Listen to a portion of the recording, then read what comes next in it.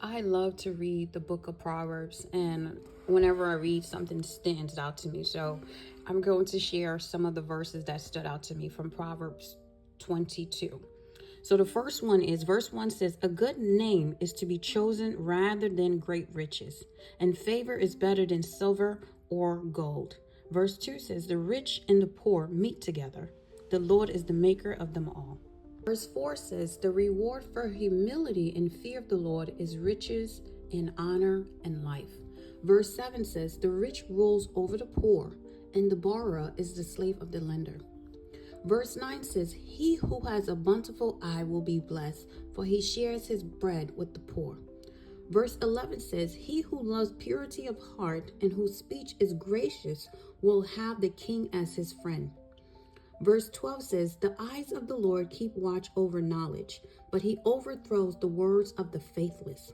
Verse 16 says, "He who oppresses the poor to increase his own wealth or gives to the rich will only come to want." Verse 19 says,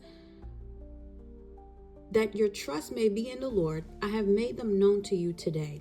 Verse 22 says, "Do not rob the poor because he is poor, or crush the afflicted at the gate. For the Lord will plead their cause and despoil of life those who despoil them." Verse 25 says, verse 24, this is the one that stood out to me today. It says, "Make no friendship with a man given to anger, nor go with a wrathful man, lest you learn his ways and entangle yourself in a snare." Verse 29 says, "Do you see a man skillful in his work? He will stand before kings. He will not stand before obscure men." So why did verse 24 and 25 stand out to me today? Because I made a video about this that is called "But You're Listening to Them."